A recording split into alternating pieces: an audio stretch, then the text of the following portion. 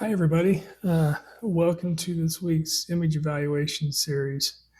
It's also the first day of fall, so welcome fall. It's my favorite time of year. Kind of excited. It's kind of chilly here in Wyoming today. Uh, but let's get started. We are going to look at the foot today, a foot series. For a foot series, we're going to shoot an AP, we're going to shoot a oblique, and we're going to shoot a lateral. Okay. The most important thing on the foot is make sure you include the entire foot. And we'll talk about that here shortly. Today, we're going to use the same acronym, PACEMAN acronym, to go through these images, just so you guys are aware of what you need to see on a foot x-ray. So we're not cutting things off and our technique is correct and we're able to see what we need to see diagnostically speaking. Okay. Uh, so let's start with the AP foot. Okay. Here we have an AP foot. Let's look at the position. The position looks to be pretty good. I don't see much rotation. We do have minimal superimposition of the proximal metatarsals down here, which is normal. Okay, you'll note that this proximal metatarsal down here is kind of off on its own, which is normal. So I don't see any rotation. It looks like we've included what we need to include. So the area, we've included the distal phalanges down here. We've also included down around the calcaneus here, which you can't see real well. It's kind of a big block of bone and tissue there, so it's kind of hard to see through. Collimation wise, we've done a fairly good job collimating. You can see the medial collimation line right here. You really can't see the one on the lateral side, but we could collimate slightly tighter, maybe. Remember, the tighter we get, the better our image is going to get. It's kind of a fine line there between cutting body parts off and getting your collimation correct. It just takes practice. Exposure wise, this is a very, very contrasty, not real bright image. However, we're able to see what we need to see. We can see bony texture really well on each bone through here. As far as joint spaces go, we can see joint spaces between the phalanxes and the phalanx and the metatarsals, and then the metatarsals as they move up into the tarsal bones. Okay. We'll also note in the exposure here that there's a fair amount of arthritis in this foot x-ray. We got two sesamoid bones right here, which is pretty normal under the first metatarsal right there. But you can see the joint spaces are a little bit narrower. There's a light outline around the joint spaces, which usually indicates some sort of arthritic issue. But yeah, exposure-wise, we're okay. We could brighten that up a little bit, and that can be done post-processing. It's just, figuring out what you want that image to look like and to make that image look diagnostic.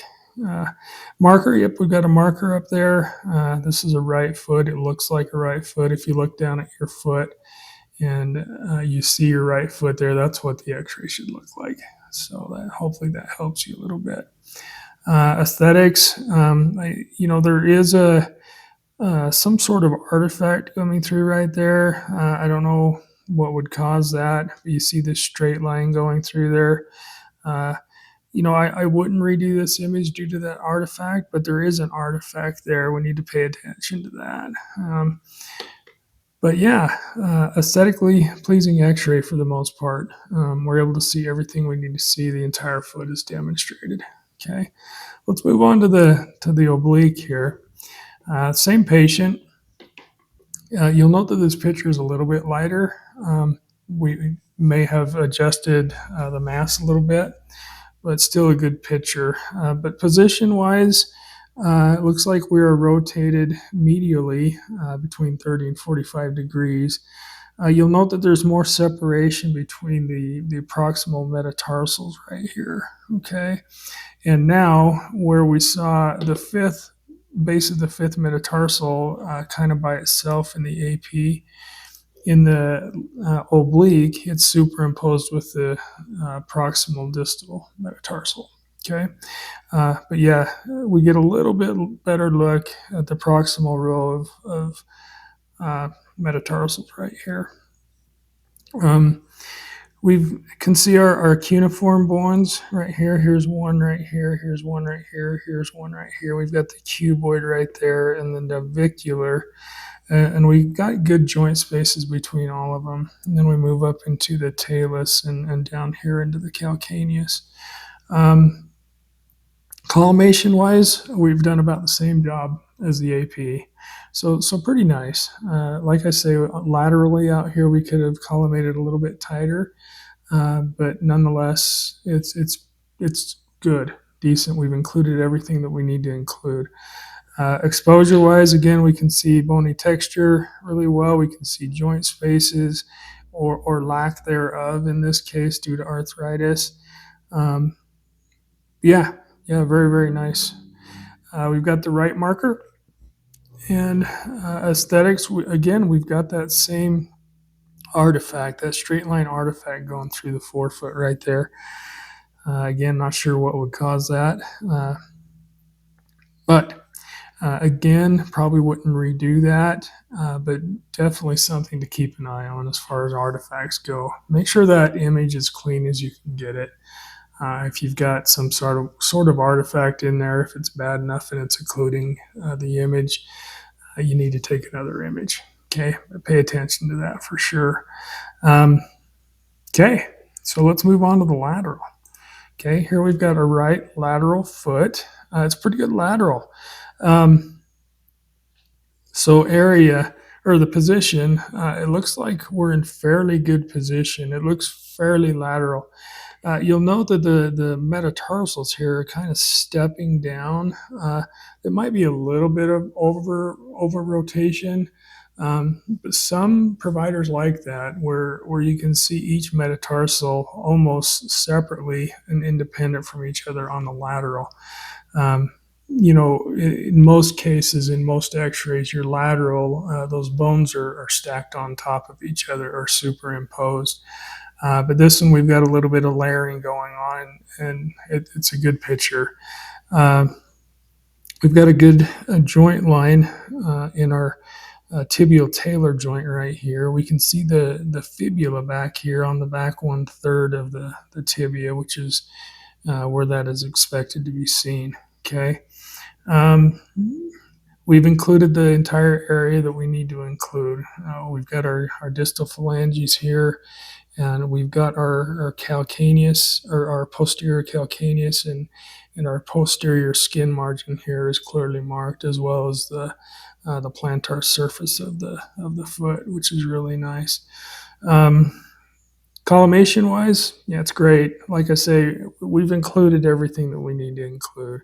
As long as we're including the distal tib fib down here along with the entire foot, it's perfect. So exposure wise, it's a really nice exposure, nice and bright. The bony texture you can see really well, especially down through the calcaneus right here.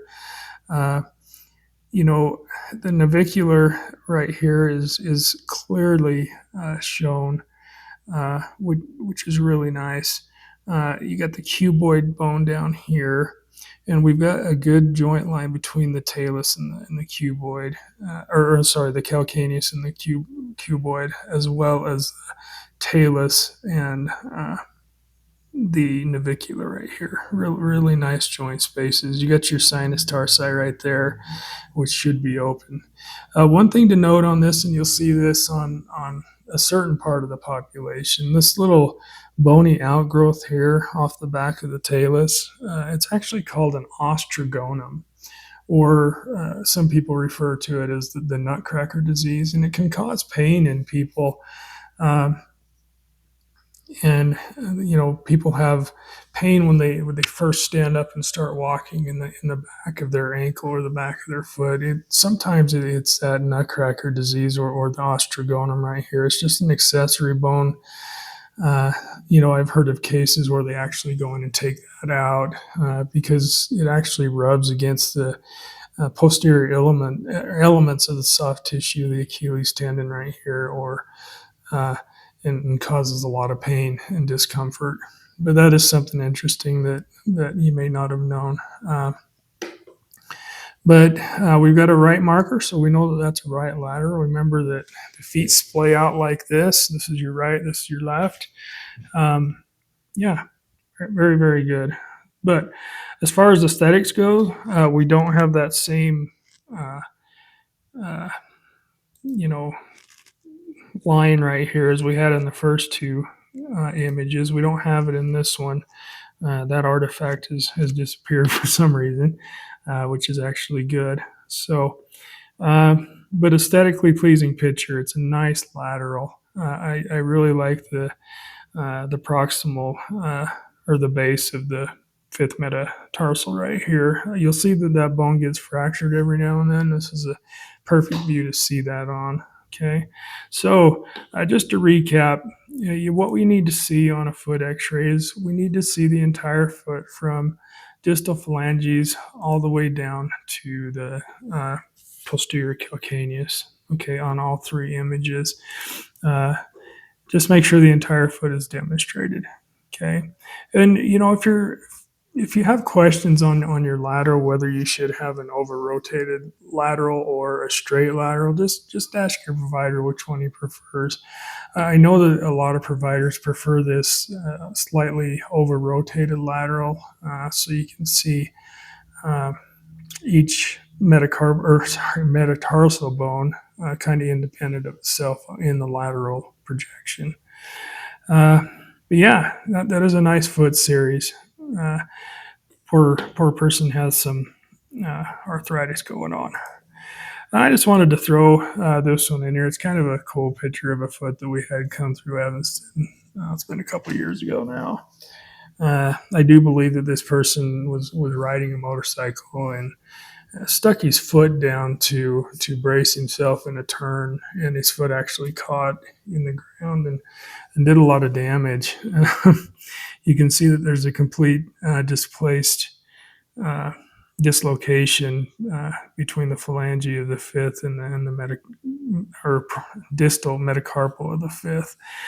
We also have fractures of the fourth, third, and maybe a little bit of the second metatarsal. Very, very, very painful injury. I felt really bad for the guy, but it's a good picture nonetheless. We've included everything that we need to include. This will show you the difference between the different views and why we take three different views of joints and feet and ankle and things like that. You look at this image here and it doesn't look near as bad. I mean, you can see that there's an issue right here with the distal fifth metacarpal superimposed where it shouldn't be superimposed over the proximal phalange right there. So you know there's an issue there. And you can see a little break off right here on the fourth, a little sliver of bone. But you really can't see the fracture on the third right there.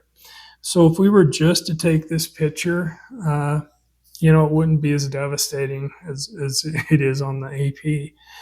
The oblique doesn't show it as clear as the AP does. But this is the same patient, same injury, X-rays taken at the same time. It just goes to show why you need to take each projection, because each projection is going to show a little bit different angle of that bone. In some projections, you can't see a fracture, where in the next projection you can. That's why it's important that you don't take shortcuts and not take the images that you should be taking. Take every image on every exam that you do. It's just important, and this shows us that. I like that. I mean, you can see it so much better on the AP versus the oblique. But yeah, anyway, that's all I have for you as far as the foot goes. Just keep in mind that you've got to include the entire foot. Pay attention to your collimation and your positioning. Take every image, AP, axial, oblique, and lateral. just in case that person has something going on and you can't see it on a certain projection, you'll be able to see it on the next projection. Anyway, I hope this was helpful. Reach out with any questions you may have. Good luck taking your foot x-rays. You guys are doing an amazing job. One thing that I would mention that I've seen as of late, pay a lot of attention on how you're annotating your images. Remember, toes up, fingers up. Um, but yeah, you guys are doing a great job. Keep going. Enjoy these first few days of fall. It's nice, cool weather. Anyway, have a nice week. We'll talk to you guys later.